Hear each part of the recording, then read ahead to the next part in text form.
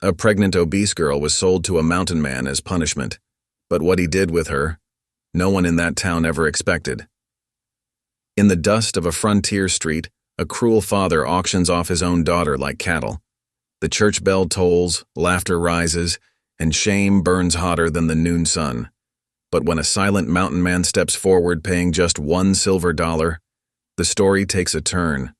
Instead of cruelty, she finds food, firelight, and, unbelievably, mercy. Yet in the shadows, a ruthless rancher claims her unborn child as his own, swearing to tear the baby from her arms. Snow falls, a cabin glows with lamplight, and a cry of new life fills the night, only to be silenced by the pounding of hooves and the slam of a door. Why would a powerful man fight to steal a helpless child? What secret does this mountain outcast carry that could change everything? And when faith, law, and blood all clash, who will win the right to raise the child? The answer will break hearts and remake them. Every time I see your comments, I'm reminded how stories connect us across distances, backgrounds, and hearts. If values like respect, courage, and compassion still guide you, then you're part of this story too. The cold February wind whipped down the main street of Silver Creek, cutting through Clara May's thin shawl like knives of ice. Her father's iron grip on her arm burned with shame as he dragged her stumbling form through the muddy street. The growing crowd of onlookers made her want to disappear into the very ground beneath her feet. "Look here, folks," her father's voice boomed across the street, thick with whiskey and spite. "See what my worthless daughter's done to herself." He yanked her forward, causing her to stumble. Clara May's hands instinctively went to protect her swollen belly as tears burned in her eyes. The familiar faces of townsfolk she'd known all her life now twisted with mockery or turned away in disgust. Mrs. Peterson, who'd always bought Clara May's fresh-baked bread, pulled her young daughter closer and hurried past. Two miners lounging outside the general store elbowed each other, snickering behind tobacco-stained hands. "Ain't nothing but shame she's brought to my name," her father continued, his words slurring. "Can't even see her own feet anymore, she's got so big. And now this." He gestured crudely at her middle. "Well, I aim to be rid of her. Any man want her? Starting bids 2 bits?" Clara May's legs trembled as she fought to stay standing. The street seemed to spin around her as jeers rose from the gathering crowd. She caught sight of Reverend Matthews on the boardwalk, but he quickly ducked into the mercantile, leaving her to her fate. Her father's cruel laugh rang in her ears as he shook her roughly. "Come now, surely she's worth something to somebody. Good cook, decent with a needle, when she can reach past that belly of hers." More laughter rippled through the crowd. Clara May closed her eyes, willing herself to wake from this nightmare. The sound of heavy boots on wooden planks made her look up. A tall figure had emerged from the shadows of the livery stable. Clara May's breath caught in her throat as she recognized Levi Briggs, the reclusive mountain man who rarely came to town. His broad shoulders were wrapped in a worn buffalo coat, and his face was partially hidden by a thick, dark beard. But it was his eyes that held her attention. Deep-set and grave, they met hers with quiet intensity. Without a word, Briggs reached into his coat and pulled out a single silver dollar. The coin gleamed as it arced through the air, landing with a solid thunk in the mud at her father's feet. The crowd fell silent. Her father's grip loosened as he stooped to snatch up the dollar. He examined it with bleary eyes before breaking into a yellow-toothed grin. "Sold! To the mountain man!" He gave Clara May a rough shove toward Briggs. "She's your problem now." Clara May stumbled forward, certain she would fall, but strong hands caught her arms, steadying her with surprising gentleness. She looked up into Briggs's weathered face, expecting to see the same contempt she'd grown accustomed to. Instead, she found only calm purpose in his expression. "My wagon's this way," he said quietly, his voice rough from disuse. His hand remained supportive at her elbow as he guided her toward a sturdy wagon hitched near the livery. Clara May was aware of the whispers and stares following them, but Briggs seemed not to notice or care. The wagon bed had been lined with fresh hay and several thick quilts. Briggs helped her climb up, his movements careful and deliberate. The kindness in his touch, so foreign after years of her father's rough handling, made fresh tears spring to her eyes. "Hold tight," he murmured, arranging one of the quilts around her shoulders before moving to the front of the wagon. Clara May clutched the rough wool close, watching as her father disappeared into his saloon, already forgetting her existence. The silver dollar had been enough to purchase his daughter and rid himself of his shame. The wagon creaked as Briggs settled onto the seat. He clicked softly to his team of heavy draft horses, and they moved forward with surprising smoothness, mindful of their passenger. As they passed the last buildings of Silver Creek, Clara May caught glimpses of familiar faces in windows, some pitying, some scandalized, some merely curious about her fate. The sun was beginning its descent behind the snow-capped peaks, painting the sky in shades of amber and rose. Clara May watched as the town that had been her whole world grew smaller behind them. The only sounds were the steady clip-clop of hooves, the gentle creak of leather harness, and the soft whisper of wind through bare branches. Briggs remained silent, his eyes fixed on the mountain road ahead. Clara May studied his profile, trying to understand why this solitary man had chosen to intervene. She'd heard stories about him, of course. Everyone had. How he'd come down from his mountain cabin less and less after his young wife died in childbirth 3 years ago. How he traded furs and meat for supplies, but rarely spoke to anyone. And now he'd bought her with a single silver dollar. The wagon hit a rut, jostling her. Without taking his eyes from the road, Briggs reached back and steadied her with one strong hand.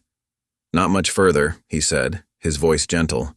"Road gets smoother past the creek." Clara May nodded, though he wasn't looking at her. Her hands moved protectively over her rounded middle, feeling the flutter of movement within. Whatever fate awaited her at Briggs's cabin, it had to be better than the cruelty and shame she'd endured under her father's roof. The light was fading fast now, the shadows of pine trees stretching long across the snowy ground. As promised, the road smoothed out after they crossed a shallow creek, its waters running dark and swift with spring melt. The air grew sharper with altitude, carrying the clean scent of snow and wood smoke. Through the gathering dusk, Clara May caught sight of a sturdy log cabin set back among the trees. Smoke curled from its stone chimney, and warm lamplight glowed in its single window. The sight of it, so solid and secure against the wilderness, gave her a flutter of hope she hardly dared to trust. Briggs brought the wagon to a gentle stop near the cabin's door. For a long moment, neither of them moved. Then he turned to look at her fully for the first time since leaving town. His eyes were kind beneath their gravity. "It ain't much," he said quietly, "but you'll be safe here." Those simple words, spoken with such certainty, broke something loose inside Clara May's chest. The tears she'd been holding back all afternoon spilled over as the events of the day crashed over her. She covered her face with trembling hands, shoulders shaking with silent sobs. A gentle touch on her shoulder made her look up. Briggs stood beside the wagon, concern etched on his weathered features. Without a word, he helped her down, his strong hands ensuring her feet found solid ground. When her legs threatened to give way beneath her, he steadied her, patient and sure. The last rays of sunlight disappeared behind the mountains as Briggs led her toward the cabin door. Clara May took a shuddering breath, drawing what courage she could from his quiet strength. Whatever tomorrow might bring, she had been delivered from the cruel spectacle of that afternoon. $1 silver had purchased her freedom from shame and abuse, though something in Briggs's manner told her he had never seen it as a purchase at all. The cabin door opened to warmth and lamplight, and Clara May crossed the threshold into her new life, guided by the steady hand of a man who had treated her with more dignity in 1 hour than she'd known in years. Behind them, the mountain night settled in, covering their tracks with gentle shadows. The wagon rattled steadily up the mountain trail, each jolt making Clara May wince. Above them, stars pierced the inky blackness like tiny holes in a worn blanket. The cold mountain air nipped at her cheeks, and she pulled the rough wool blanket tighter around her shoulders. Jonah Briggs sat straight-backed on the wagon seat, his broad form a dark silhouette against the star-studded sky. He hadn't spoken more than a handful of words since they'd left Silver Creek, but Clara May noticed how he slowed the horses whenever the trail grew particularly rough, sparing her the worst of the jolts. The horses' hooves crunched against loose shale, and Clara May swayed with the wagon's movement. Without turning his head, Jonah reached back and adjusted the blanket that had slipped from her shoulder. His touch was light, almost hesitant, but the simple gesture of kindness made her throat tight with unshed tears. She studied his profile in the starlight, trying to understand this strange, quiet man. Everything she'd heard about mountain men suggested they were rough, dangerous sorts. Yet Jonah Briggs handled her as carefully as if she were made of spun glass. The night wore on. Clara May dozed fitfully, startling awake whenever the wagon hit a particularly deep rut. Each time she found the blanket tucked more securely around her, though she never caught Jonah in the act of adjusting it. The first hints of dawn were painting the eastern sky when Jonah finally spoke. "Almost there." His voice was low and gravelly from disuse. He gestured toward a ridge ahead, where Clara May could make out the dark shape of a cabin against the lightening sky. The wagon wound its way up a final stretch of trail. As they drew closer, details of the cabin emerged in the growing light. It was larger than she'd expected, built of solid logs with a stone chimney. Weather had silvered the wood and moss grew in patches on the north-facing walls. A thin curl of smoke rose from the chimney, suggesting someone had banked the fire before Jonah left for town. Jonah brought the wagon to a gentle stop near the cabin's door. He climbed down and came around to help her, his movements deliberate and careful. Clara May's legs were stiff from the long ride, and she stumbled slightly as he helped her down. His strong hand steadied her, then quickly released her once she found her footing. "Watch your step," he murmured, leading her to the cabin's door. "Boards can be slick with morning dew." The door opened with a soft creak, releasing a wave of warmth and the mingled scents of wood smoke and something that made Clara May's empty stomach clench: venison broth, rich and savory.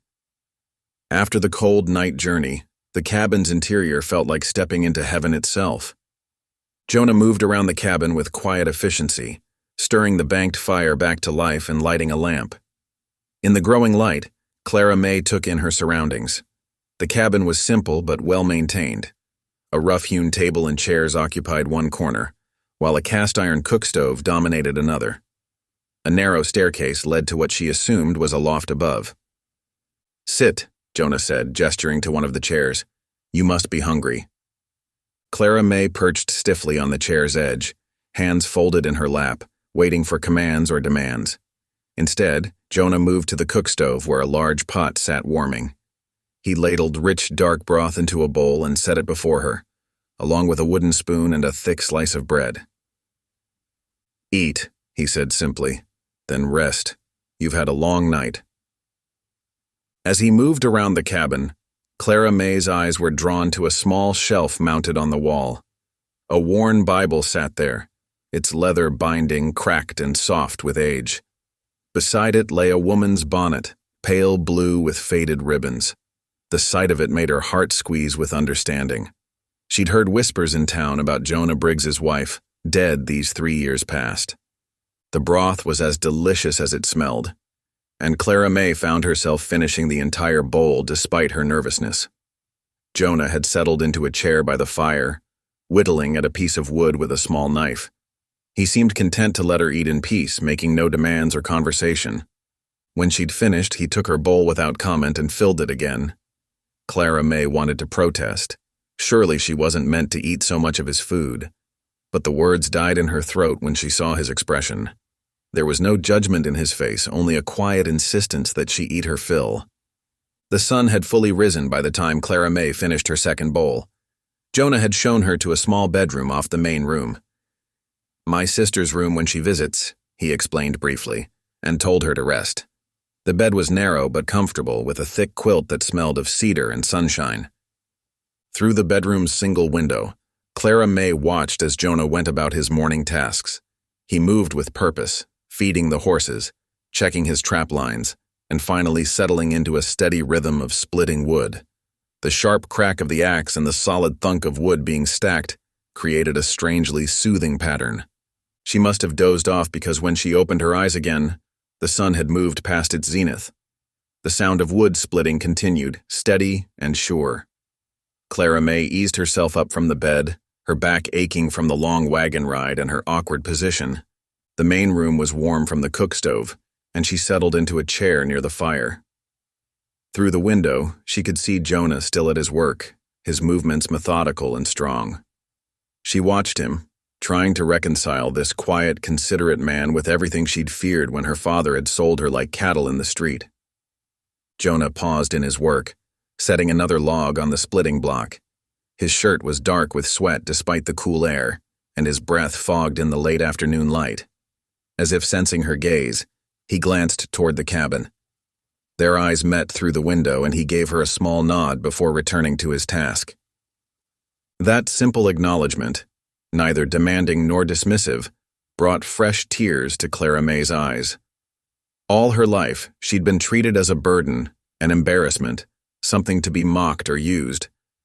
Yet here was this stranger, this mountain man who'd bought her for a single silver dollar, treating her with more dignity than she'd known in years. The steady rhythm of the axe continued as shadows lengthened across the yard. Clara May sat by the fire, one hand resting on her swollen belly, feeling her child move within her. For the first time since discovering her pregnancy, she felt something close to peace. She didn't understand why Jonah Briggs had chosen to intervene in her fate.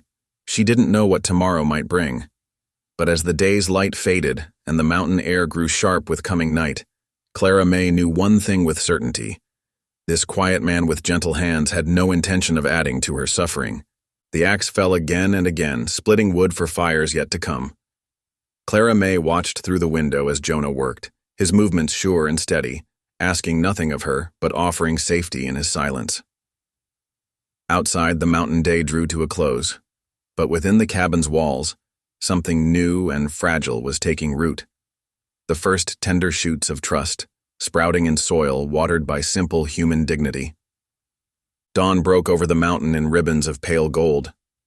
Clara May woke to the sound of a rooster's crow and the soft clatter of cookware from the main room.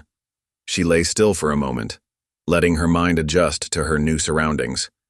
The narrow bed felt strange after years of sleeping on her thin pallet in her father's storeroom, but the quilt was warm and smelled of cedar. Through the small window she could see frost coating the glass in delicate patterns.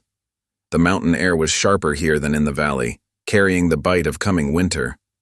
She eased herself up, her back protesting the movement, and smoothed her wrinkled dress as best she could. When she emerged from the bedroom, Jonah was already dressed for outdoor work, pulling on heavy boots by the door. He looked up at her approach, giving a slight nod of acknowledgement. "Morning," he said quietly. "Coffee's hot on the stove if you want it." Clara May moved toward the cook stove, feeling awkward and ungainly. "I can help with the morning chores," she offered, her voice uncertain. "I know how to feed chickens, and I'm strong enough to carry water." "No." Jonah's voice was firm but gentle. "You need rest.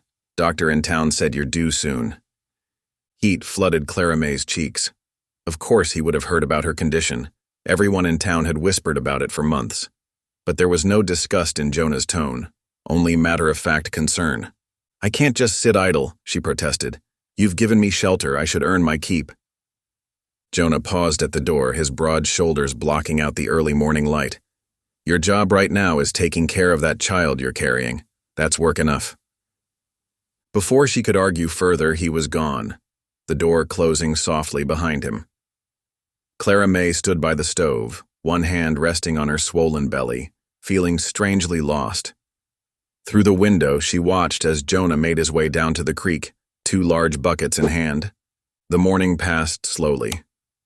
Clara May found herself drawn to the window again and again, watching as Jonah went about his tasks. He moved with quiet efficiency, hauling water from the creek, checking his trap lines, and tending to the small flock of chickens that scratched in the yard. When he began splitting logs for the woodpile, she couldn't help but notice how the axe seemed like a toy in his massive hands. Around mid-morning, Jonah came back inside. The cold had brought color to his weathered face, and his breath steamed in the cabin's warmth. Without a word, he began mixing flour and buttermilk for biscuits. Clara May watched him work, noting how sure his movements were despite his size. These were clearly familiar tasks to him, though she wouldn't have expected a mountain man to be so comfortable with cooking. "I can do that," she offered again, but Jonah shook his head. "Sit," he said, gesturing to the table. We need to talk. Clara May's heart jumped into her throat, but she did as she was told. Jonah continued working as he spoke, his eyes on the dough he was kneading. Reckon you're wondering why I brought you here, he said slowly, as if choosing his words with care. Why I bid that $1 in the street yesterday. Yes, Clara May whispered, her hands clasped tightly in her lap. Jonah was quiet for a long moment, sliding the biscuits into the oven before he spoke again. I had a wife once, he said finally. Sarah. She was like sunshine itself, always smiling, always singing. We were married 5 years before she fell pregnant. He paused, and Clara May could see the pain etched deep in his face. The birth. It went bad. Lost them both, Sarah and the baby. Swore then I'd never marry again. Couldn't bear the thought of replacing her. Clara May's throat felt tight. I'm sorry, she managed. Jonah leaned against the counter, his large frame seeming to deflate slightly. Been 3 years now. I've lived alone up here, just me and the mountain and God, but yesterday when I saw you standing there in the street, he trailed off, shaking his head. Felt like the Lord was tugging at my heart. Couldn't just stand there and watch. Not with you carrying a child, same as my Sarah was. His voice grew rough. Life is sacred. That baby you're carrying, it's a gift from God no matter what folks down in town might say. Clara May felt tears spilling down her cheeks. No one had ever spoken of her pregnancy that way before. To her father, it had been a shame to be hidden. To the townspeople, it was proof of her wickedness. But Jonah spoke of it as something precious, something worth protecting. I don't expect nothing from you, Jonah continued. You can stay here as long as you need. Help with what you can when you're stronger, if you've a mind to. But for now, your job is to rest and take care of that little one. The biscuits were beginning to fill the cabin with their warm, comforting smell. Clara May wiped her eyes with trembling hands. Thank you, she whispered. I don't deserve such kindness. Ain't about deserving, Jonah said simply. It's about doing what's right. They ate the biscuits in comfortable silence, watching as clouds began to gather over the mountain peaks. By late afternoon, the sky had turned the deep gray of approaching snow, and the wind had picked up, whistling through the cabin's eaves. Jonah spent the last hours of daylight bringing in extra firewood and securing the shutters. Clara May watched from her seat by the fire as he moved efficiently through his tasks, preparing for the coming storm. As darkness fell, the first snowflakes began to drift past the windows. The wind grew stronger, rattling the cabin's walls, but inside it was warm and snug. Jonah added another log to the fire, then settled into his chair nearby. Clara May was surprised when he reached for the worn Bible on the shelf. Opening it carefully, he began to read in a low, steady voice. The Lord is my shepherd, I shall not want. He maketh me to lie down in green pastures. The familiar words washed over her like a balm. Clara May closed her eyes, listening to Jonah's deep voice mixing with the crackling of the fire and the howl of the wind outside. When he finished reading, he set the Bible aside and bowed his head. Lord, he prayed softly, watch over this house and those within it, protect the life growing under this roof, and guide us in your ways. Amen. Clara May kept her eyes closed, feeling tears slip down her cheeks once again. But these were different tears than the ones she'd shed in fear and shame yesterday. These felt like cleansing tears, washing away some of the hurt she'd carried for so long. The storm raged outside, but within the cabin's walls, Clara May felt something she hadn't experienced in longer than she could remember. Hope. Not just for herself, but for her child. Here, in this unexpected sanctuary with this quiet man of faith, perhaps there was a purpose to her suffering after all. She opened her eyes to find Jonah adding another log to the fire, his movements careful and deliberate. The flames cast his shadow large against the cabin wall, but Clara May no longer felt any fear of him. Instead, she felt protected, as if God himself had guided her to this mountain refuge. Outside, the snow continued to fall, blanketing the world in white. Inside, Clara May rested her hands on her belly, feeling her child move within her, and for the first time she dared to dream of a future filled with something more than shame and sorrow. 2 days after the first snowfall, the morning dawned clear and cold. Jonah stood at the cabin door, studying the sky with a weathered eye. "Best get our supplies now," he said to Clara May. "More snow's coming, I can feel it in my bones." Clara May nodded, wrapping herself in the warm shawl Jonah had found in an old trunk. The thought of returning to town made her stomach churn, but she knew they needed provisions for the winter ahead. The wagon creaked as they made their way down the mountain trail. Clara May sat stiffly beside Jonah, her hands clasped protectively over her swollen belly. As they approached town, she could already see people stopping to stare. "Hold your head high," Jonah murmured, his deep voice gentle but firm. "You ain't done nothing wrong." Main Street looked different in the harsh morning light. Women gathered in small clusters, whispering behind their hands as the wagon passed. 2 miners lounging outside the saloon nudged each other, grinning nastily. "Looks like old Jonah's getting his money's worth from his new mule," one called out, loud enough to carry. Clara May felt her face burn, but Jonah kept his eyes forward, guiding the wagon to the hitching post outside the general store. He helped her down with the same quiet dignity he'd shown that first night, ignoring the continued stares and whispers. The bell above the store door jangled as they entered. Mr. Peterson, the shopkeeper, was serving Barrett Sloan, the region's wealthiest rancher. Sloan turned at their entrance, his lip curling as he took in Clara May's condition.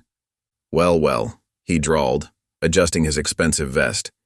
"If it ain't the mountain hermit and his purchase." His eyes fixed on Clara May's belly with an unsettling intensity. Jonah stepped slightly in front of Clara May. "We need supplies, Mr. Peterson," he said calmly. "Flour, coffee, salt pork, and some yard goods if you have them." Mr. Peterson hurried to gather their items, clearly uncomfortable with the tension in his store.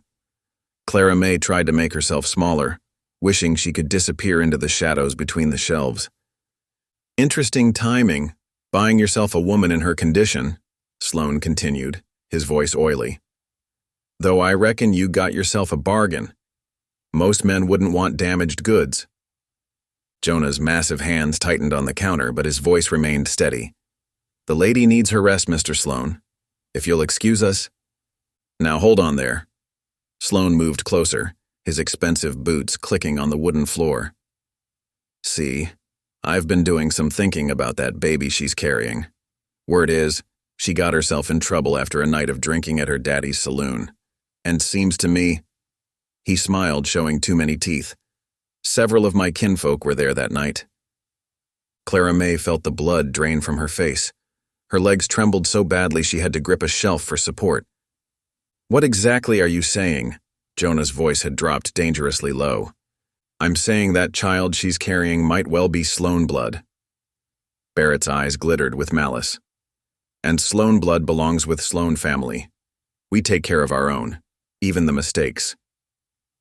"The child is under my protection," Jonah stated firmly, "and so is its mother." "Protection?" Sloan laughed harshly. "You bought her for $1 like livestock. You've got no more claim than anyone else. Less even if that baby turns out to be my kin." Mr. Peterson finished gathering their supplies with shaking hands, clearly wanting them all out of his store as quickly as possible. Jonah paid him quietly, then gathered the packages in his strong arms. "Come along, Clara May," he said softly. "We're done here." "This ain't over, Mountain Man," Sloan called after them. "That child has a bloodline, and blood tells true."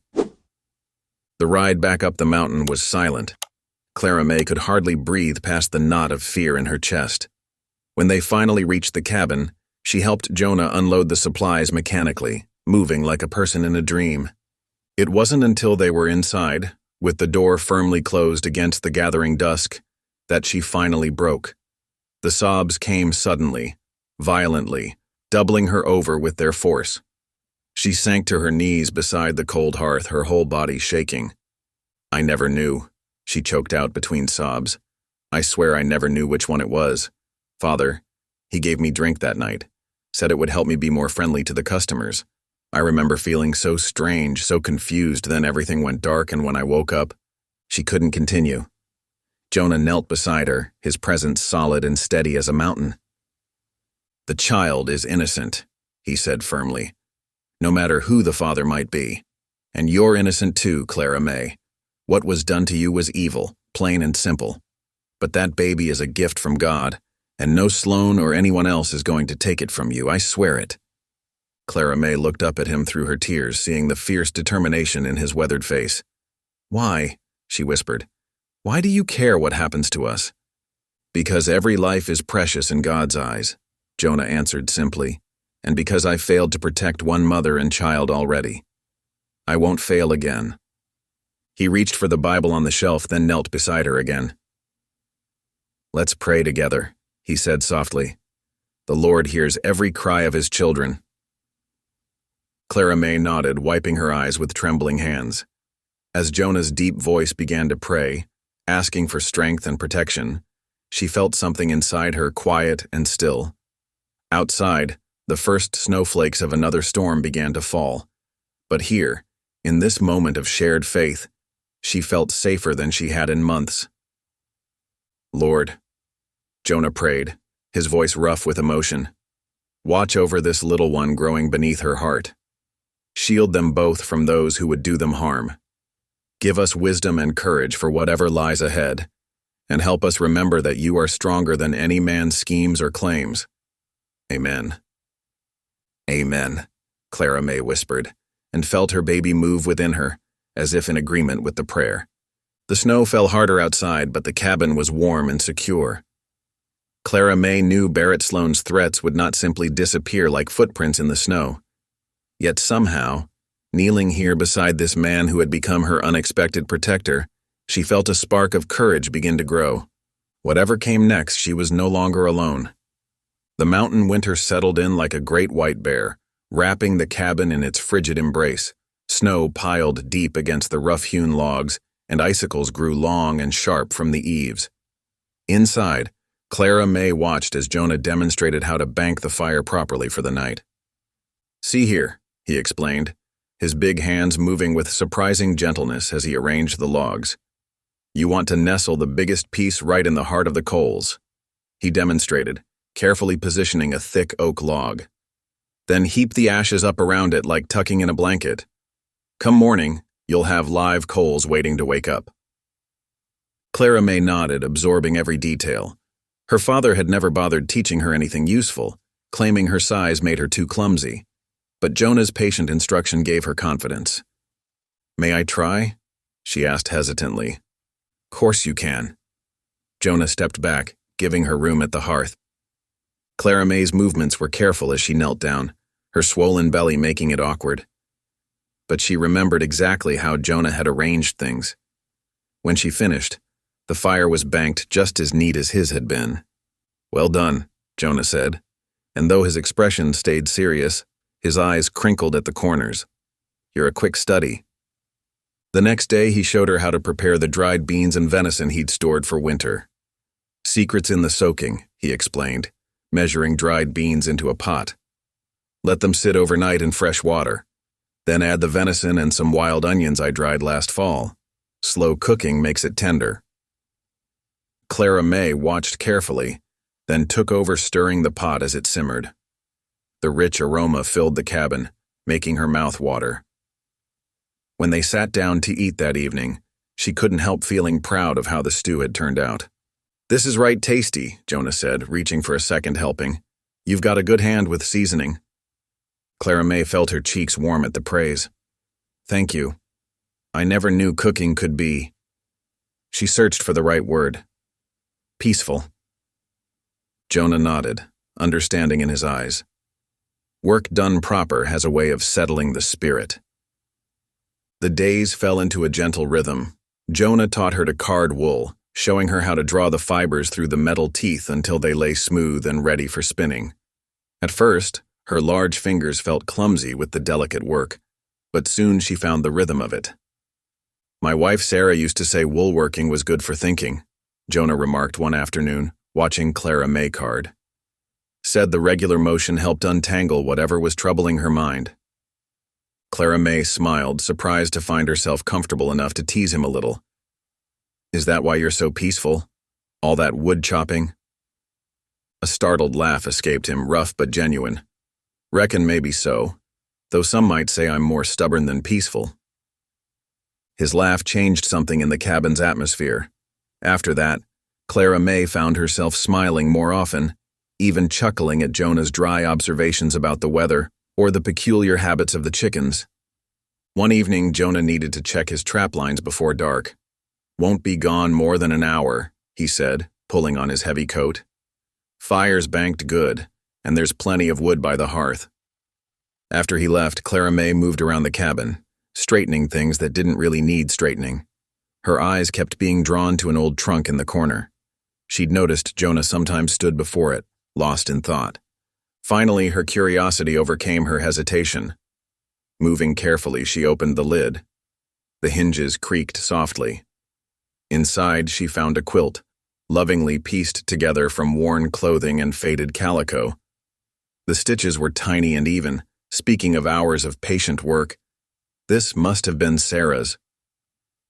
Clara May touched the fabric reverently, imagining the woman who had created such beauty.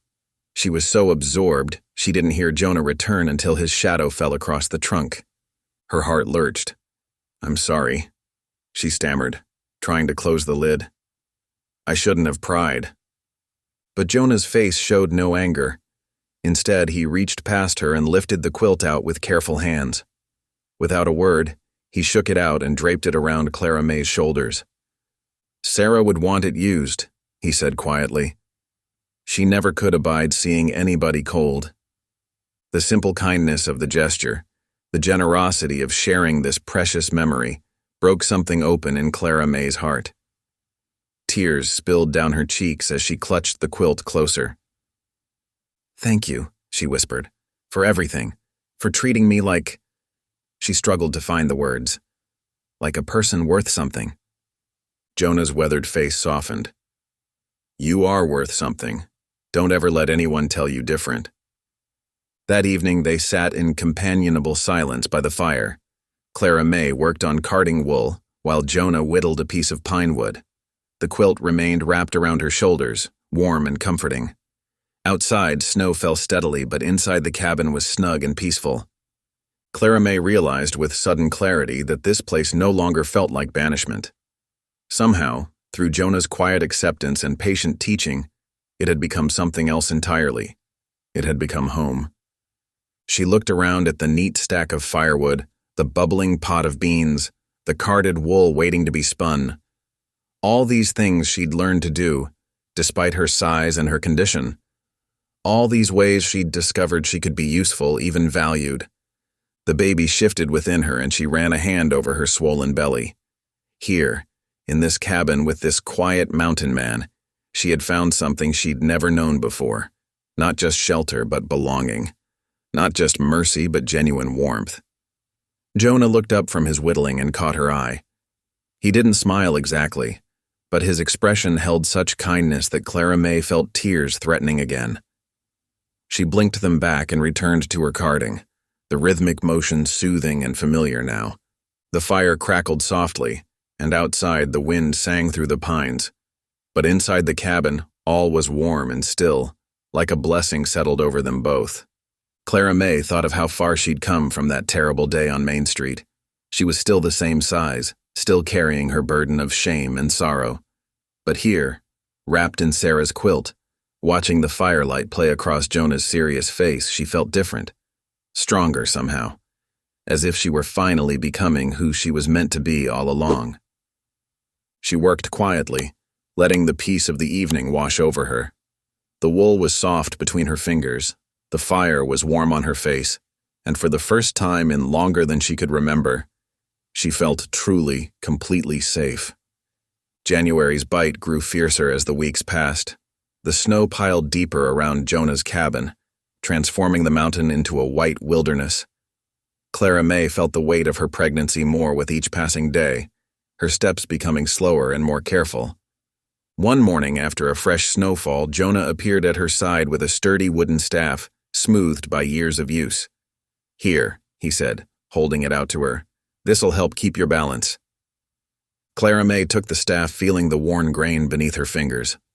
"I don't want to be more trouble than I already am," she said softly. Jonah's expression remained steady. Ain't trouble to take proper care. Now watch how I do this. He demonstrated how to plant the staff firmly in the snow, testing each step before putting her full weight down. Clara May followed his movements carefully, discovering that the staff indeed made walking easier. Together they made their way to the water barrel, where Jonah showed her how to break the thin layer of ice that had formed overnight. Keep the staff in your right hand, he instructed, and hold the bucket close to your body with your left. That way you stay balanced.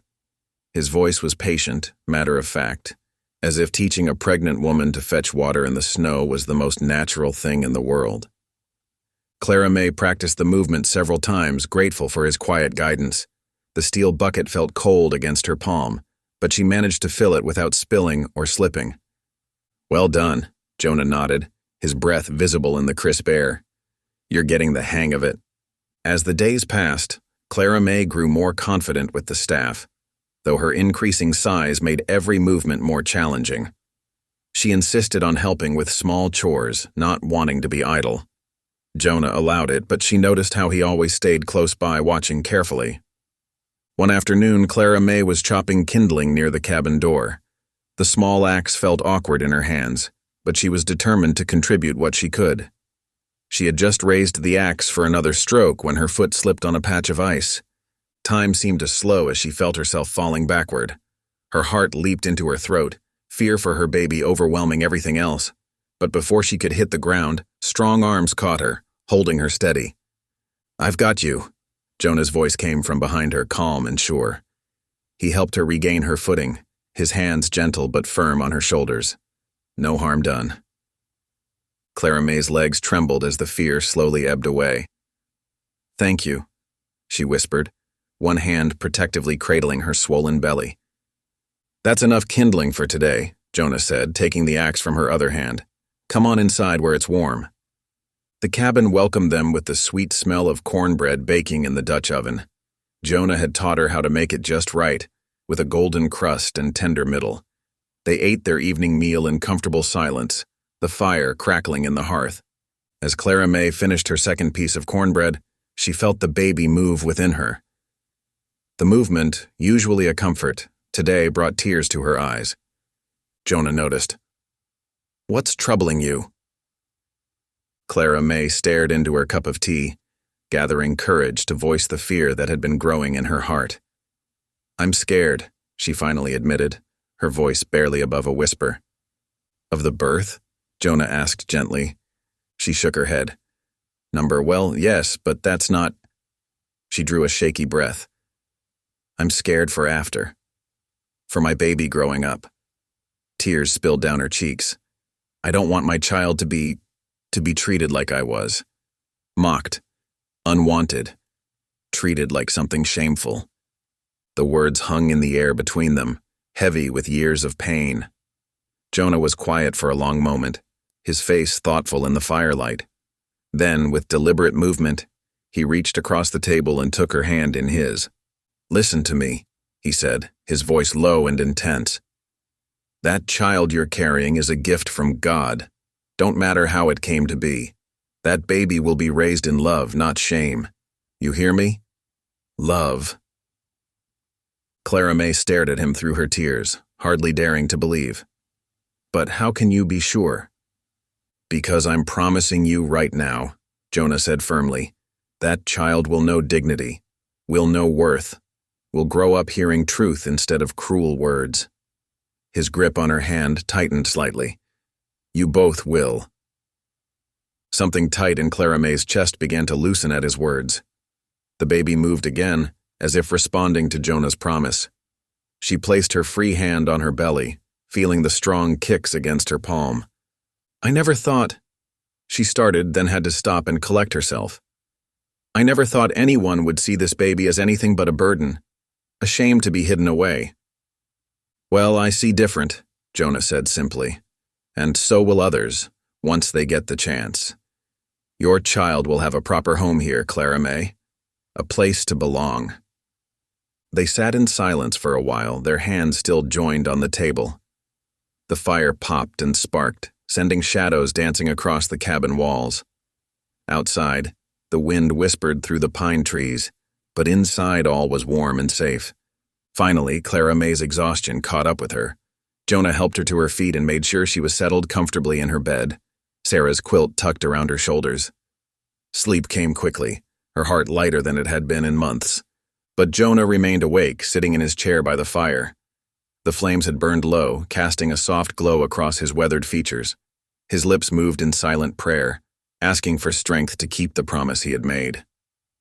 "Lord," he whispered into the quiet cabin, "help me protect them both. Help me show them the love you've shown me.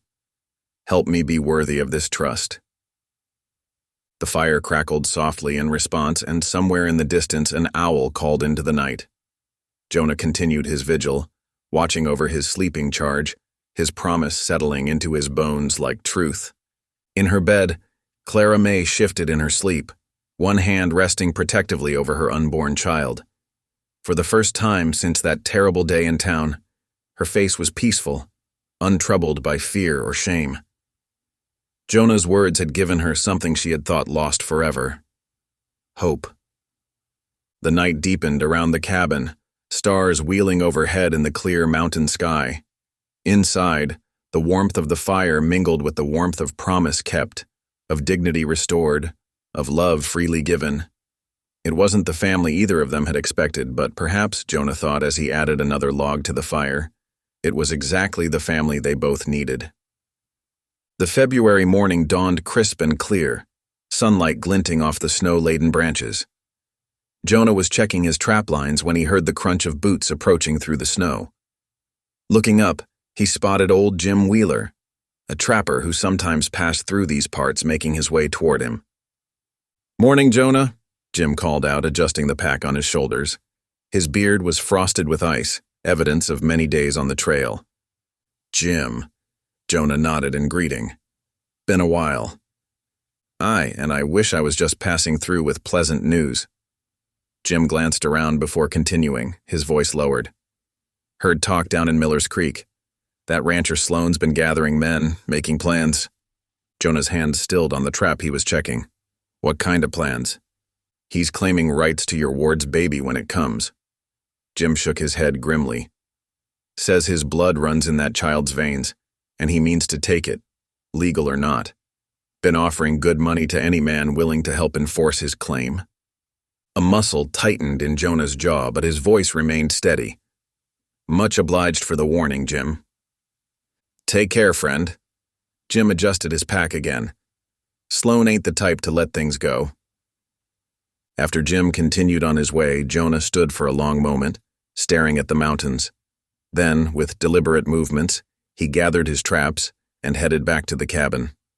Over the next few days, Jonah worked with quiet intensity. He sharpened every tool in the cabin until the edges gleamed: axes, knives, even the old scythe hanging in the tool shed. The worn leather of his gun belt received careful attention, as did the mechanism of his rifle. The cabin door, which had developed a slight warp from the winter weather, got new hinges and an extra bar across the middle. Jonah tested it repeatedly, ensuring it swung true and latched securely. From dawn to dusk, he split and stacked wood until the pile grew to twice its usual size. Each log was carefully placed, building a wall of wood that would last through any siege of weather or men. Clara May watched all this from the cabin window, her hands busy with mending but her mind troubled.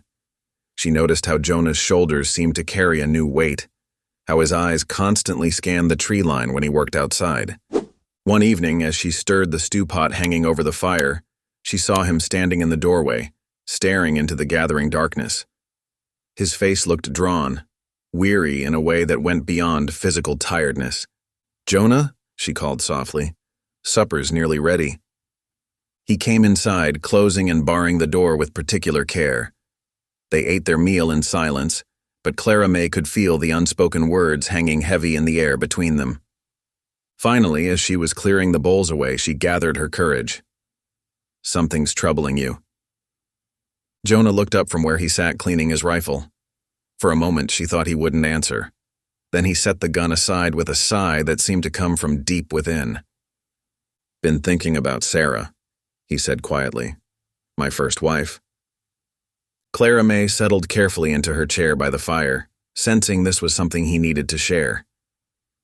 She was young like you. His voice was rough with memory, strong in spirit, but small in frame. The winter was harsh that year, worse than this one. When her time came, he trailed off, staring into the flames. There was no one to help, Clara May asked gently. Jonah shook his head. Storm had blocked the passes, couldn't get to town, couldn't fetch the midwife. I did what I could, but his hands clenched on his knees. I failed her, failed them both, her and the baby. Clara May's heart ached at the pain in his voice. You did everything you could. Did I? He looked at her then, and she saw the old guilt raw in his eyes.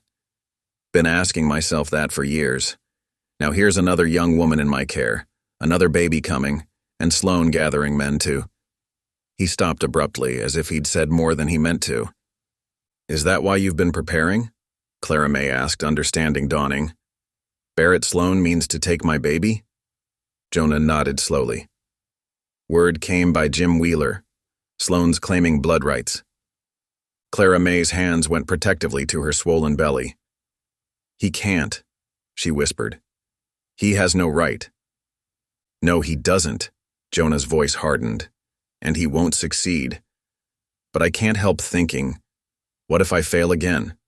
What if I'm not strong enough, wise enough, quick enough?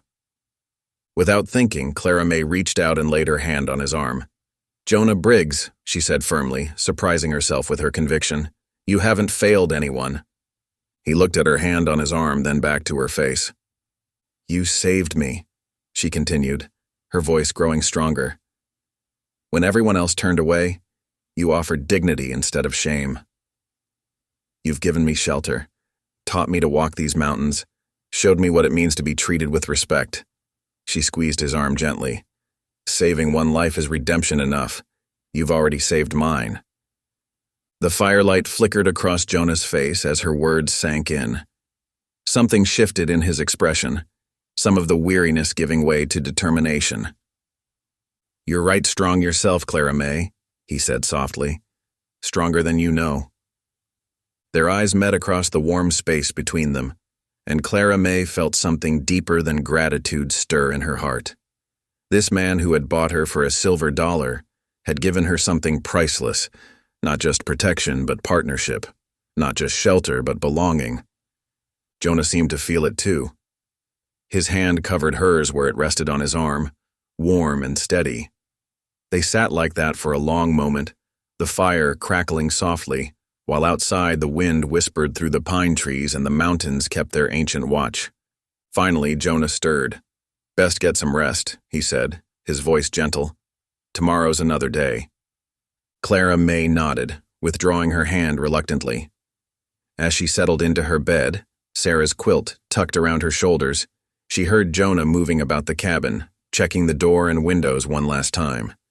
But the sound didn't frighten her anymore. Instead, it felt like a promise, one that went beyond mere protection. Something was growing between them, something neither had expected but both could feel, something that made them stronger together than they ever could be apart. The baby moved within her, and Clara May smiled in the darkness.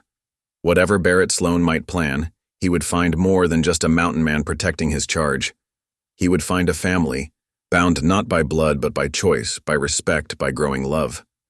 That night, both Jonah and Clara May slept more peacefully than they had in days, despite the threats gathering in the valley below. They had found something worth fighting for, not just survival, but the chance to build something new from the ashes of their past sorrows.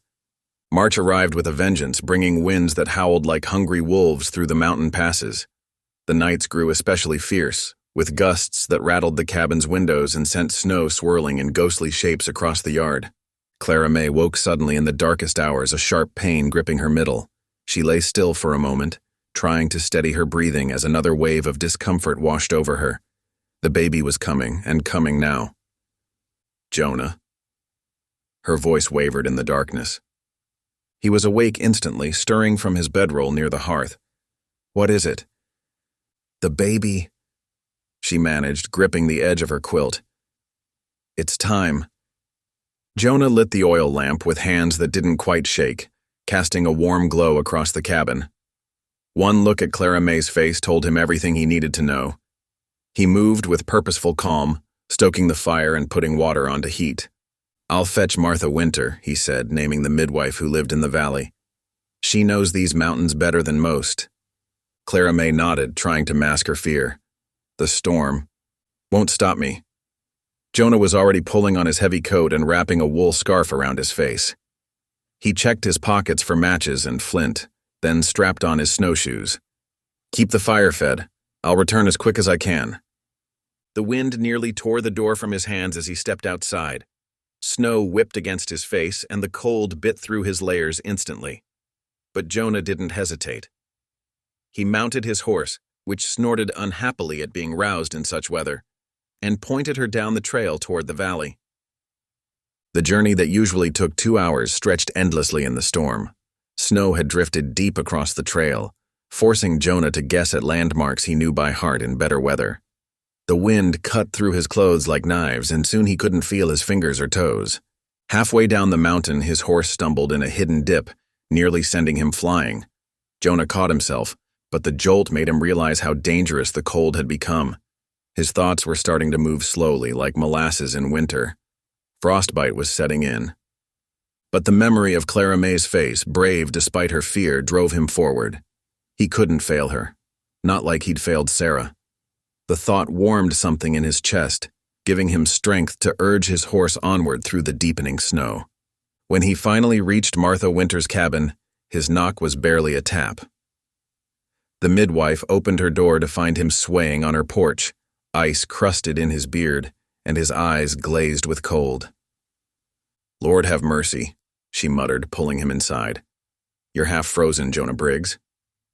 "Clara May," he managed through numb lips. "Baby's coming." Martha, a sturdy woman with gray-streaked hair and capable hands, didn't waste time with questions. She gathered her birthing supplies while forcing Jonah to drink hot coffee and wrap himself in a blanket. "You'll do her no good if you freeze to death," she scolded, packing her medical bag. "Now can you ride?" Jonah nodded, though his body screamed in protest as he stood.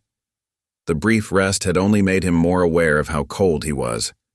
But Clara May needed him. Needed them both. The return journey was even harder. Martha rode her own horse, following in Jonah's tracks as best she could through the swirling snow. The wind seemed determined to push them off the mountain, and ice formed on their clothes despite their heavy wrappings. Dawn was breaking by the time they reached the cabin, though the storm made it hard to tell. Jonah's fingers were too frozen to manage the door latch, but Martha shouldered it open. Inside, they found Clara May pacing slowly by the fire, one hand pressed to her back. "Thank the Lord," Clara May breathed when she saw them. Martha took charge immediately, helping Jonah to a chair and wrapping him in fresh blankets. "You tend to him," she told Clara May. "I'll get my things ready. Then we'll see to bringing this little one into the world." Clara May helped Jonah remove his frozen outer clothes, her own discomfort forgotten in her concern for him. His hands and feet were dangerously cold, his face raw from the wind. She chafed his fingers gently between her palms, trying to restore circulation. "You shouldn't have risked it," she whispered. "Had to," he answered simply, his voice rough with exhaustion. Another contraction gripped her then, stronger than before. Martha stepped in smoothly, guiding Clara May to the bed while giving Jonah instructions about heating more water and keeping the fire strong. The next few hours passed in a blur of pain and determination. Clara May drew strength from Martha's calm presence and Jonah's steady support. Though still wrapped in blankets, he never left her side, offering his hand to squeeze and murmuring quiet encouragement. Finally, as morning light filtered through the storm-swept windows, a new sound filled the cabin, the lusty cry of a healthy baby boy. "Strong lungs on this one," Martha announced proudly, cleaning and wrapping the infant. "And a fine size, too, despite coming a bit early." Clara May could barely see through her tears as Martha placed the baby in her arms. He had a shock of dark hair and a face that seemed impossibly perfect. When he opened his eyes, they were the deep blue of mountain lakes. "Samuel," she whispered, touching his tiny fingers. "His name is Samuel." Jonah, who had been watching in wonder, stirred at this. Samuel? Clara May nodded, her eyes meeting his. It means God has heard. He heard my prayers, brought me to safety, gave me. She paused, her voice softening. Gave us this precious gift. Something broke open in Jonah's heart then, like spring ice cracking on the river. The grief he'd carried for so long melted away in the face of this new joy. Without thinking, he reached out to touch Samuel's cheek, marveling at the softness of new life. Martha watched them with knowing eyes as she cleaned up. Well, she said finally, this little family needs rest. Jonah, help me stable my horse and then you can come back to your boy. Your boy. The words echoed in Jonah's mind as he followed Martha outside. The storm had finally cleared, leaving the world sparkling and new under a blanket of fresh snow. The sky above was the same deep blue as Samuel's eyes. When he returned to the cabin, Clara May was humming softly to the baby. She looked up as he entered, and the smile she gave him was like sunrise after the longest night. Come sit with us, she invited. Jonah settled carefully on the edge of the bed. Samuel was sleeping now, his tiny fist curled against Clara May's chest. The lamplight cast a gentle glow over all three of them, making a picture of peace Jonah had never dared hope for again. Thank you, Clara May said softly, for risking everything to bring Martha here. Couldn't do anything else, Jonah replied, his voice rough with emotion. You and Samuel, you're my family now. Clara May's free hand found his, their fingers intertwining naturally. Outside, the last of the storm clouds drifted away, leaving the mountain bathed in clear morning light. Inside the warm cabin, three hearts beat in quiet harmony, a family born of hardship, bound by love, blessed by grace. Samuel slept on, safe in his mother's arms, while Jonah and Clara May sat in peaceful silence, watching their son dream his first dreams in a world made new by love. The mountain morning dawned crisp and clear, sunlight sparkling off fresh snow. Inside the cabin, Clara May sat in the old rocking chair, nursing Samuel while golden light streamed through the window. The quiet was broken only by the rhythmic thunk of Jonah's axe outside as he split wood for the day. Clara May gazed down at her son, marveling at how perfectly his tiny hand curled around her finger. His dark hair had dried into soft wisps that reminded her of duck down. As Samuel nursed, she hummed, Amazing Grace, her voice soft and sweet in the morning stillness. The door creaked open and Jonah entered, bringing a blast of cold air and the sharp scent of pine with him. His arms were laden with split logs for the wood box. Snow dusted his shoulders and his cheeks were red from exertion and cold. He moved quietly, not wanting to disturb the peaceful scene before him. He's eating well? Jonah asked in a low voice, carefully stacking the wood. Clara May nodded, adjusting the blanket around Samuel. Like a bear cub, Martha says he's growing strong. Good. Jonah's eyes softened as he watched them. A boy needs strength up here in the mountains.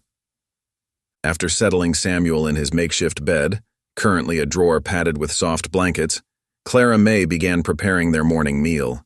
The routine felt natural now, stirring the porridge, adding dried berries, setting out tin cups for coffee. Jonah had taught her how to keep the fire just right, banking it overnight and feeding it carefully in the morning so it would last. While she worked, Jonah sat at his workbench by the window, carefully carving pieces for a cradle. His large hands moved with surprising delicacy as he shaped the wood. Curls of pine shavings gathered at his feet like pale ribbons. My pa made me one like this when I was born, he explained, holding up a smoothly curved headboard. Figure every child should have something made special, just for them. Clara May paused in her work, touched by his words. Samuel is blessed to have you, she said softly. Jonah's hands stilled on the wood. Reckon I'm the blessed one, he replied, his voice rough with emotion. Their days fell into a gentle rhythm. While Samuel slept, Clara May learned to card wool and spin yarn, skills Jonah's late wife had left behind. Her fingers grew more confident with each passing day, though she still struggled sometimes with the spindle's motion. Jonah showed her how to measure flour using marks on a tin cup, how to tell when bread was ready for baking by the sound it made when tapped. He taught her the names of the birds that visited their cabin, chickadees, nuthatches, and bold blue jays that would sometimes land on the windowsill. In the evenings, they would sit by the fire while Jonah rocked Samuel. His big hands cradled the baby with infinite care, and his face held a look of wonder as he counted tiny fingers and toes. Sometimes he would tell stories about his own childhood in the mountains, about learning to track deer or finding honey trees in summer. Clara May would listen while she mended or knitted, her heart full at the sight of them together. Sometimes she caught Jonah studying Samuel's features with an intense look, as if memorizing every detail. "He has your eyes," she told him one evening. Jonah looked up, startled. "But I'm not in every way that matters," Clara May said firmly. "You're his pa." The words hung in the air between them, weighted with meaning. Jonah ducked his head, but not before she saw the moisture in his eyes. Yet their peaceful days were not without shadows. One morning, while hanging wash on the line, Clara May noticed movement on the ridge above the cabin. Two riders sat their horses among the trees watching. When she pointed them out to Jonah, his face grew grave. "Sloane's men," he said, his voice hard. "They've been watching for 3 days now." Clara May's arms tightened around Samuel. "What do they want?" "To see when we might let our guard down." Jonah's hand rested on the rifle above the door. "Sloane won't give up easy," thinking the boy might be his kins. That night, after Samuel was asleep, Jonah checked every window and door twice. Clara May watched him move through the cabin, his shoulders tense with worry. "Maybe we should leave," she suggested. "Go somewhere else, somewhere safer." Jonah shook his head.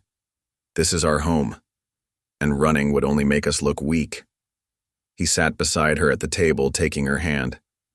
"I won't let them take him, Clara May. I swear it." She squeezed his fingers, drawing strength from his resolve. "I know you won't."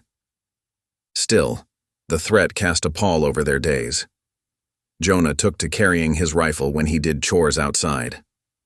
Clara May jumped at unexpected sounds, and her dreams were troubled by memories of Barrett Sloane's cold eyes. Yet even with danger lurking, joy found ways to shine through. Samuel's first real smile came one morning as Jonah made funny faces at him. Clara May's laughter joined the baby's happy gurgling, filling the cabin with brightness. The cradle was finished 4 days after Samuel's birth. Jonah had worked on it whenever he could, carefully fitting each piece together and smoothing every surface until it gleamed. He'd even carved tiny pine trees along the headboard, each one perfect in detail. When he set it up beside their bed, Clara May ran her fingers over the polished wood, tears in her eyes. "It's beautiful," she whispered. "Every child should sleep in something made with love," Jonah said simply. That evening, as Samuel dozed in his new cradle, Clara May sat by the fire working on a quilt made from scraps of Jonah's late wife's dresses.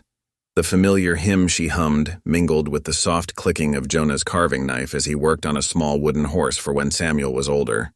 Outside, snow began falling again, thick flakes drifting past the windows.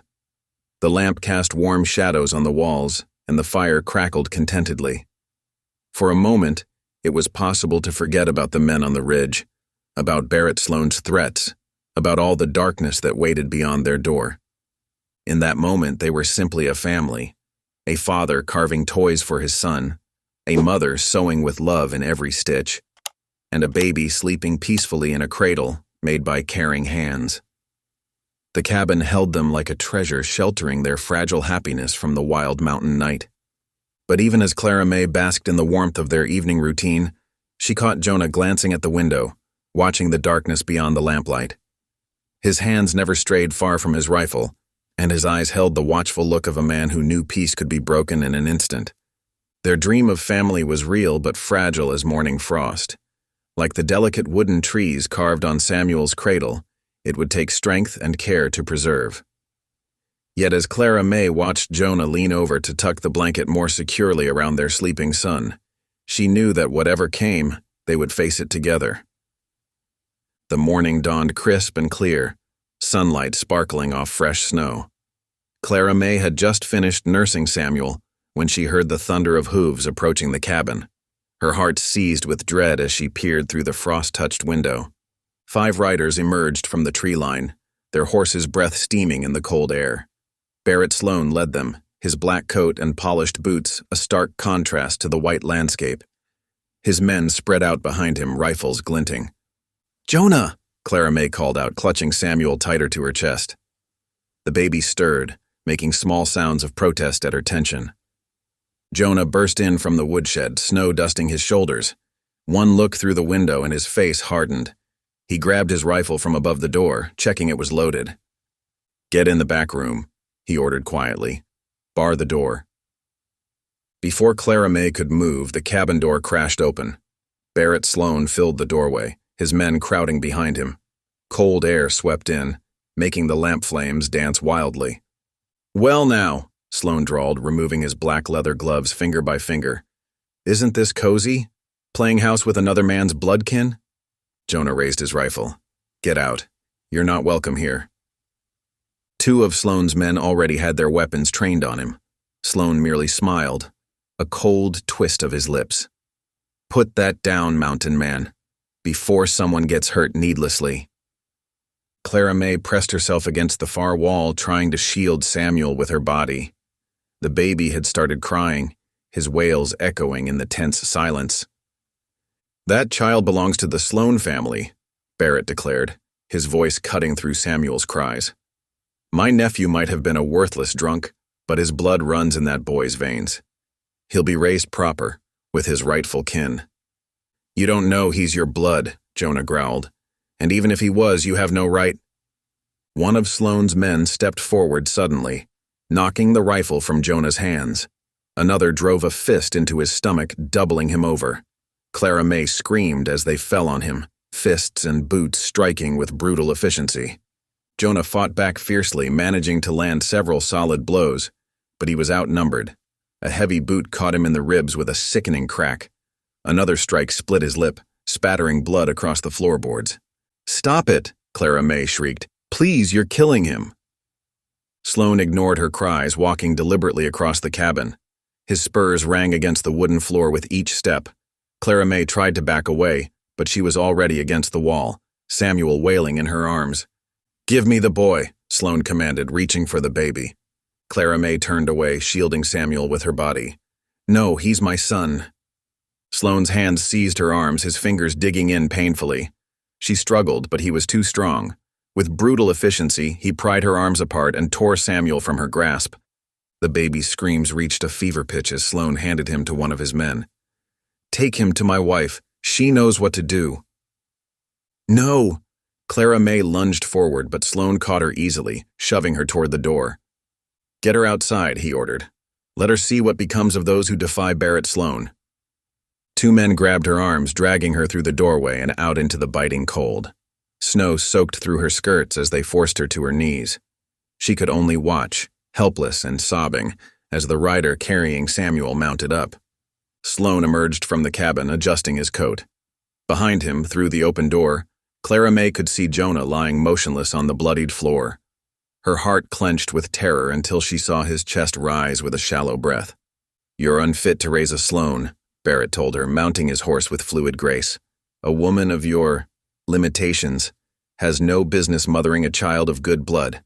He'll be raised right, with people of proper standing." Clara May's tears froze on her cheeks as she watched them ride away, Samuel's cries growing fainter with distance. The sound cut through her like physical pain, leaving her hollow and broken. When Sloane's men finally released her arms, she collapsed forward into the snow. For a moment, she couldn't move, couldn't breathe, couldn't think past the agony of her empty arms. A pained groan from inside the cabin snapped her back to awareness. Pushing herself up, she stumbled back inside, falling to her knees beside Jonah's battered form. Blood matted his hair where a blow had split his scalp. His face was already swelling, one eye nearly shut. Each breath seemed to cause him pain, suggesting broken or cracked ribs. "Jonah," she sobbed, carefully cradling his head in her lap. "Oh God, Jonah, I'm so sorry." His good eye opened, focusing on her face with difficulty. With tremendous effort, he raised one hand, catching her fingers in a weak grip. "I won't fail again," he whispered, his voice raw with pain and determination. "I swear it, Clara May. I won't fail again." She clutched his hand tighter, her tears falling onto his bruised face. The cabin felt impossibly empty without Samuel's presence. The cradle Jonah had carved with such care stood silent in the corner, its beautifully worked pine trees seeming to mock their loss. Outside, the sun continued to shine on the pristine snow, indifferent to the violence that had shattered their peaceful morning. Inside, Clara May held Jonah's battered body, both of them broken in different ways, united in their grief and determination. The echo of Samuel's cries seemed to hang in the air, a ghost of sound that Clara May knew would haunt her until she held him again. She bent over Jonah, their shared pain flowing between their clasped hands, and prayed for strength to face whatever would come next. The lamp cast wavering shadows across the cabin walls as night settled over the mountain. Clara May wrung out a cloth in the wash basin, her hands trembling. The water turned pink with blood as she gently cleaned Jonah's wounds. He sat stiffly in his chair by the fire, every breath causing him to wince. His face was a mess of purple bruises, his left eye swollen completely shut. Blood had dried in his beard where his lip had split. Each time Clara May touched a particularly tender spot, he would grip the chair arms tighter but never made a sound. "I need to bind your ribs," she said softly, setting aside the bloodied cloth. "They might be broken." Jonah nodded, struggling to remove his shirt. Clara May helped him, biting back tears at the mottled bruising across his chest and back. Using strips torn from an old sheet, she wrapped his torso as firmly as she dared. The emptiness of the cabin pressed in around them. No baby's cries, no soft coos, no gentle rustling from the cradle. The silence felt like a physical weight, broken only by the crack and pop of burning logs in the fireplace. Tears slid down Clara May's cheeks as she worked, dropping onto Jonah's shoulder. He reached up with his good hand, catching her fingers as they smoothed the last bandage. "I'll kill him," Jonah growled, his voice rough with pain and rage. "I'll make Barrett Sloan pay for what he's done." Clara May shook her head, moving to kneel in front of him. "No, Jonah, violence will only bring more violence. They'll hang you or shoot you down like a dog." Her voice broke. "I can't lose you too." "Then what would you have me do?" Jonah demanded, frustration clear in his tone. "Let them keep our boy? Let them raise him to be as cruel and prideful as they are?" "Our boy?" Clara May whispered, fresh tears welling up. Jonah's expression softened. "Yes, our boy. Blood don't make a family, Clara May. Love does." He grimaced as he shifted in his chair. "But I won't sit idle while Sloan has him." Clara May pressed her hands together as if in prayer. "Then we fight, but not with fists or guns. We seek help. Surely there must be someone in town who'll stand against Barrett Sloan's wickedness." "The law won't help," Jonah said bitterly. "Sloan owns half the county." "Then we go to a higher law," Clara May insisted. "To God's law. The preacher. He turned away when my father sold me, but maybe now he'll find his conscience." Jonah was quiet for a long moment, staring into the fire. Finally, he nodded. "Aye. Perhaps you're right. Better to try wisdom before war." He attempted to smile, though it clearly pained him. "My late wife always said I was too quick to raise my fists." Clara May rose, retrieving a jar of pine salve she'd made under Jonah's teaching. As she carefully applied it to his split lip, she whispered, "We'll get him back, Jonah. Somehow, we'll bring our Samuel home." The night passed slowly. Neither could sleep. Clara May sat in her rocking chair, arms aching for her baby's weight. Jonah dozed fitfully in his chair, pain keeping him from proper rest. Outside, an owl called mournfully into the darkness. As dawn's first gray light crept through the windows, they began preparing for the journey to town. Clara May packed bread and cheese, knowing Jonah would need his strength. She helped him into his heavy coat, careful of his injuries. The morning was bitter cold as they stepped outside. Fresh snow had fallen in the night, covering the blood-stained patch where Clara May had knelt in despair. Jonah moved slowly, each step clearly causing him pain as he hitched the horses to the wagon. Clara May climbed up onto the seat, then helped steady Jonah as he pulled himself up beside her. He gathered the reins in his hands, jaw clenched against the discomfort of moving. "Ready?" he asked softly. She nodded, pulling her shawl tighter. "Ready." The wagon creaked as it started forward, snow crunching beneath the wheels. The horses' breath steamed in the cold air as they picked their way carefully down the mountain trail. Clara May found herself leaning against Jonah's shoulder, drawing comfort from his solid presence despite his injuries.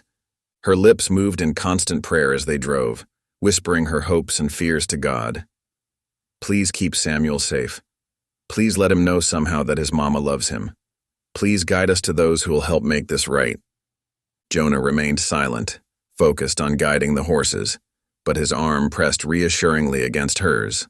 The sun rose fully as they descended, making the snow-covered landscape sparkle. It would have been beautiful if their hearts weren't so heavy.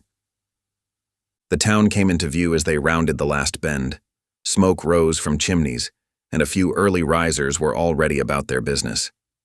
Clara May felt eyes turn toward their wagon, knew the whispers would start. But for once, she didn't shrink from the attention. Let them look, she thought. Let them see what Barrett Sloane's justice looks like. Jonah guided the horses toward the small white church on the edge of town. The parsonage sat beside it, a modest house with lace curtains in the windows. As they drew closer, Clara May could see a lamp already lit inside, shadows moving behind the curtains. The wagon came to a stop, snow settling around the horses' hooves. For a moment, neither Clara May nor Jonah moved. The magnitude of what they were attempting seemed to press down on them. They were two mountain folk going up against one of the most powerful men in the territory. But then Clara May thought of Samuel, his tiny fingers, his sweet smell, the way he would calm at the sound of her voice. She thought of him in strange arms, crying for the mother he couldn't see. Her spine straightened with resolve. "God helps those who can't help themselves," she said firmly, squeezing Jonah's hand. "He must. Otherwise, what hope is there for any of us?" Jonah's battered face softened as he looked at her. "You've got more strength than you know, Clara May. More than any of them ever gave you credit for." Together they climbed down from the wagon, Jonah moving stiffly but determined. The snow crunched under their boots as they approached the parsonage door. Clara May's heart pounded, but her steps didn't falter. Faith may have failed her before when the preacher turned away from her shame, but this time was different. This time she wasn't just fighting for herself, she was fighting for her son, for the family she and Jonah had become. She raised her hand to knock, whispering one final prayer. "Lord, give us the words to move hearts. Give us the strength to see this through. And please, please watch over our Samuel until we can bring him home." The sound of approaching footsteps came from inside the house. Clara May straightened her shoulders, ready to begin their fight for justice, not with violence, but with truth and faith and the fierce love of parents for their child. Reverend Whitcomb opened his door, his eyes widening at the sight of Jonah's battered face and Clara May's tear-stained cheeks. The morning sun cast long shadows across the fresh snow as he quickly ushered them inside. "Good Lord above," he breathed, helping Jonah to a chair by the parlor stove. "What's happened to you both?" The warmth of the room wrapped around them like a blanket as Clara May sank into a cushioned seat, her hands twisting in her lap. The familiar scent of coffee and wood smoke filled the air, but brought none of its usual comfort. "Barrett Sloane," Jonah said, his voice rough with pain. "He took our boy." The preacher's weathered face grew grave as they shared their story. Clara May's voice trembled when she described how the men had torn Samuel from her arms. Jonah's fists clenched as he recounted his failed attempt to protect them. Reverend Whitcomb listened without interruption, his lined face growing more troubled with each word. When they finished, he stood and paced before the stove, his boots creaking on the wooden floor. "The law," he said finally, "often favors men like Barrett Sloane, men with money and influence." He turned to face them, his eyes kind but determined. But the Lord? He sides with the broken-hearted, with those who suffer injustice. Clara May felt tears welling up again. Then you'll help us? Yes, the preacher said firmly. I should have helped you long ago, child. When your father… He trailed off, shame crossing his features. Well, I can't change the past, but I can act now. He moved to kneel before them both, taking their hands in his. Let us pray together first, for guidance, for strength, and most importantly, for your boy. The three bowed their heads as Reverend Whitcomb's voice rose in prayer. Lord, we come before you with heavy hearts. A child has been taken from those who love him, by those who see him only as property. Guide us in seeking justice. Give us wisdom to know the right path. Protect young Samuel until he can be returned to the arms of those who truly love him. Amen. Amen, Clara May whispered, feeling a small spark of hope kindle in her chest. The preacher rose, determination setting his jaw. We'll need help. The whole community must stand against this wrong.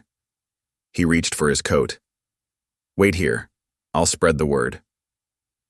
Over the next few hours, people began arriving at the church. First came Mrs. Peterson from the general store, bringing fresh bread and coffee. Then Tom Miller, the blacksmith, his normally jovial face serious as he heard their tale. Several miners trudged in from their claims, still dusty from their work. Each person who entered seemed to bring another spark of hope with them. Clara May watched in wonder as the church slowly filled. These were the same people who had turned away when her father sold her. Now they listened, their faces growing angry at the injustice of Sloane's actions. Near noon, a tall figure appeared in the doorway. Clara May recognized Henry Tall Elk, the Ute scout who sometimes traded in town. His dark eyes found Jonah immediately. Brother, he said simply, crossing to grasp Jonah's hand. I heard what happened. I have not forgotten the winter you shared your food when our hunting was poor. Jonah's face softened. You owe me nothing, Henry. I owe you truth, Henry replied, and I will speak it. Sloane's men have been seen near the North Valley. They have built a new cabin there, where they keep the child. This news sent a ripple through the gathered crowd. Clara May's heart clenched at the thought of Samuel so far away, but she forced herself to focus on the present moment. Reverend Whitcomb stood before the assembled townspeople, his voice carrying clearly through the church. Friends, we face a choice today. Will we again turn away from injustice? Or will we stand together against a man who thinks his money puts him above God's law? Tom Miller spoke up from his place near the back. Sloane's got armed men. What can we do against rifles? We fight with truth, the preacher replied firmly. With testimony and with unity. Barrett Sloane may own land, but he doesn't own this community's conscience. Mrs. Peterson nodded vigorously. I saw how he treated Clara May in my store, sneering and making threats about the baby before it was even born. That's not Christian behavior, no matter how rich a man might be. Others began speaking up, sharing their own stories of Sloane's cruelty and manipulation. Henry Tall Elk told of broken promises over grazing rights. Miners described threats made against their claims.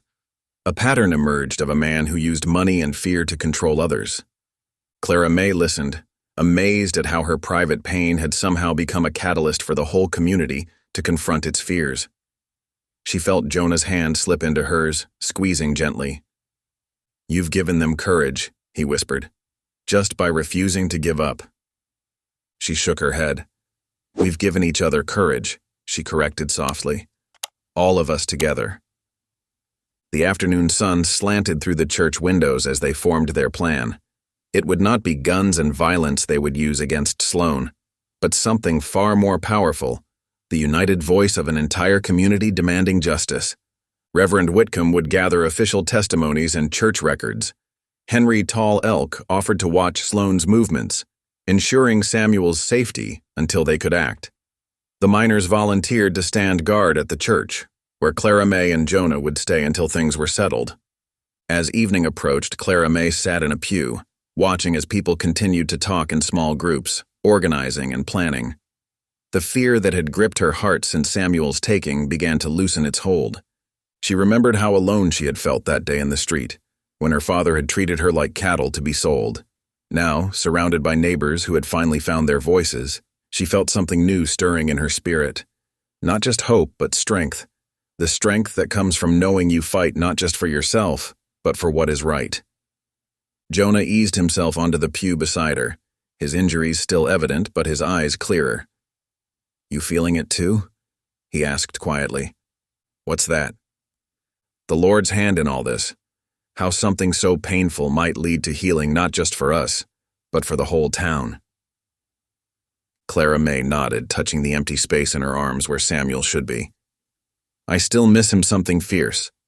We'll get him back," Jonah assured her. "Not through violence like I first wanted, but through standing together for what's right." He paused, looking around at their gathered neighbors. "Reckon that's a stronger weapon than any rifle."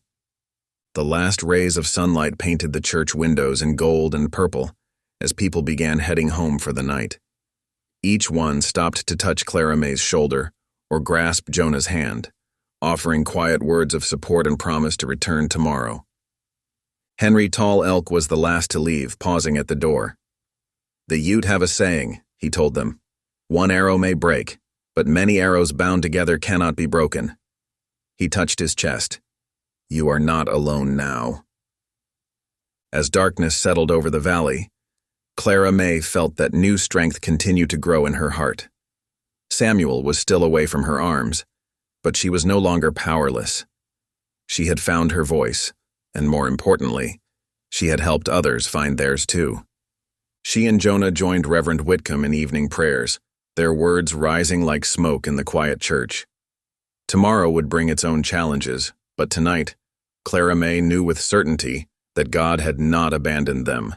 He had been working all along, turning private pain into public purpose, using their struggle to wake the conscience of an entire community.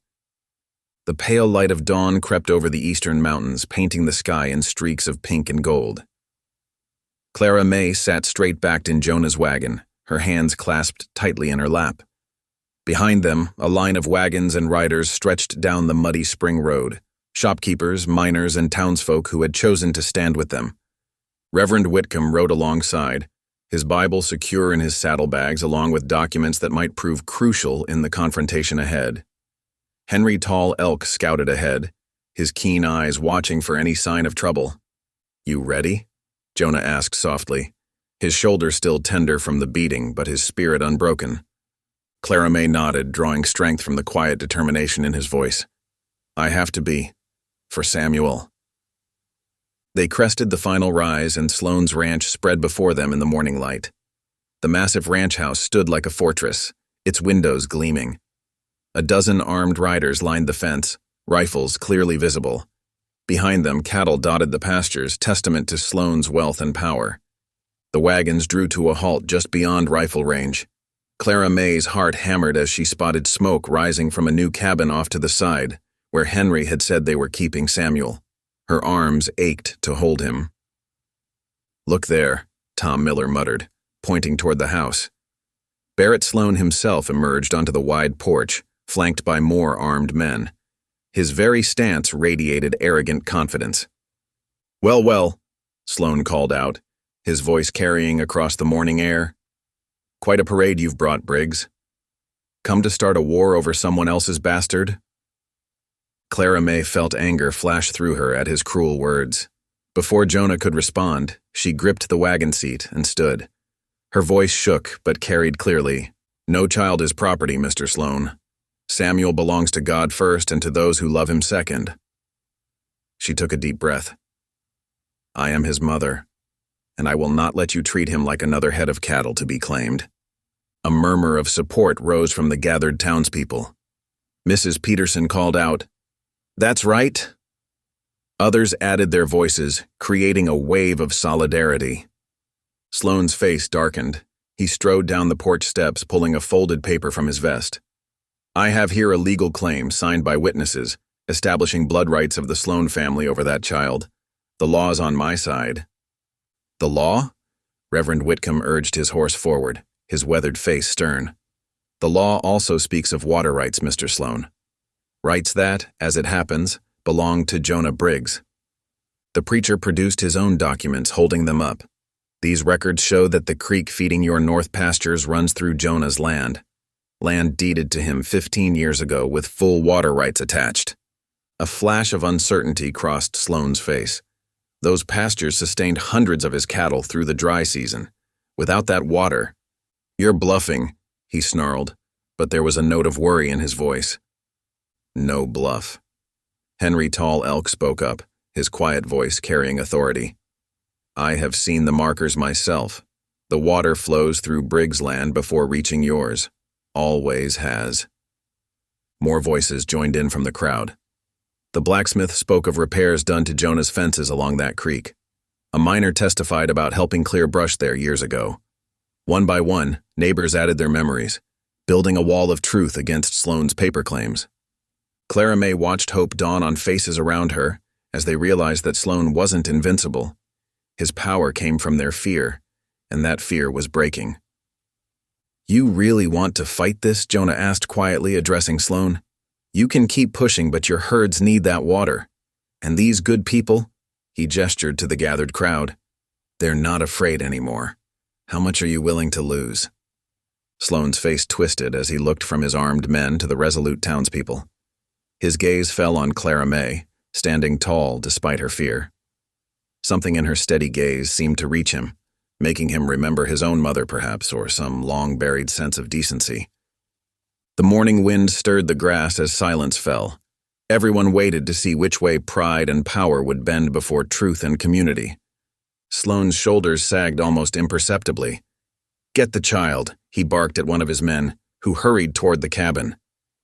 Tears sprang to Clara May's eyes as she watched the man emerge carrying Samuel, wrapped in a blanket. Her baby was crying. He knew he was among strangers. The man brought him to the fence line and stopped, uncertain. "Go on," Sloane growled. "Give him to his mother." Clara May didn't wait. She climbed down from the wagon, her legs shaking but strong enough to carry her forward. She crossed the muddy ground between the two groups, her eyes fixed on her son. The ranch hand gently placed Samuel in her arms. The moment she held him, his crying quieted. He knew her touch, her smell, her love. Clara May buried her face in his soft hair, breathing in his sweet baby scent. "Thank you," she whispered, though whether to God or Sloane or the gathered townspeople she wasn't sure. Perhaps to all of them.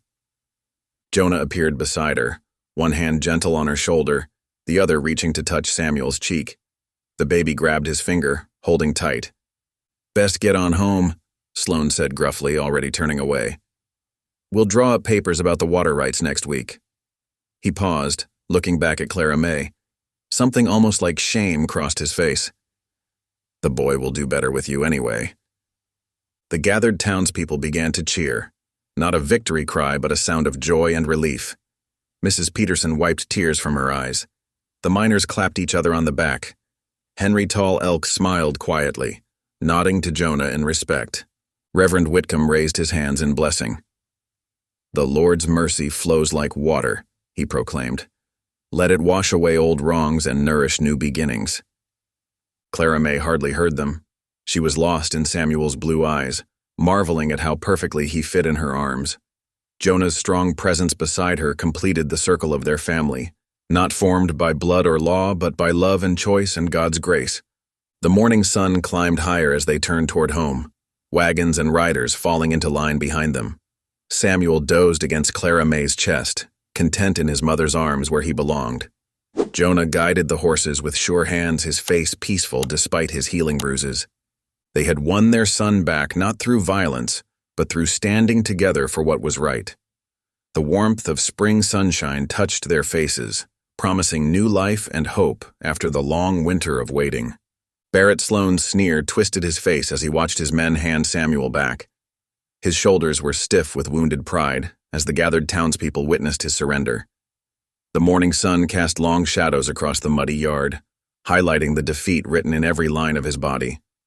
Clara May's tears flowed freely as she clutched Samuel close, breathing in his sweet baby scent. Her fingers trembled as she touched his soft cheeks, his tiny hands, reassuring herself that he was real and safe in her arms. The baby cooed, recognizing his mother's touch. Jonah stood beside them, his face still bearing the marks of the beating. One eye was swollen, and he favored his right side, but he held himself straight and proud. His quiet voice carried across the yard as he addressed Sloane. "I forgive you for what you did," he said, each word measured and clear. "Not because you deserve it, but because holding on to hatred poisons the soul." He paused, meeting Sloane's eyes. "But I won't forget. Every time I look at my family, I'll remember what you tried to take from us." A cheer rose from the gathered townspeople. Mrs. Peterson wiped tears from her eyes while clutching her husband's arm. The miners removed their hats in respect. Even Henry Tall Elk, usually so reserved, smiled broadly. Sloane's face flushed dark red. Without another word, he spun on his heel and stormed toward his ranch house. The heavy door slammed behind him with a bang that echoed across the yard. His men exchanged uncertain glances before slowly dispersing, leading their horses toward the stable or drifting toward the bunkhouse. As the sun began its slow descent, the community gathered at Reverend Whitcomb's parsonage. Women laid out dishes on long tables, Mrs. Peterson's fresh bread, Sarah Miller's apple pies, and Betty Cooper's famous fried chicken. The aroma of coffee and good food filled the air.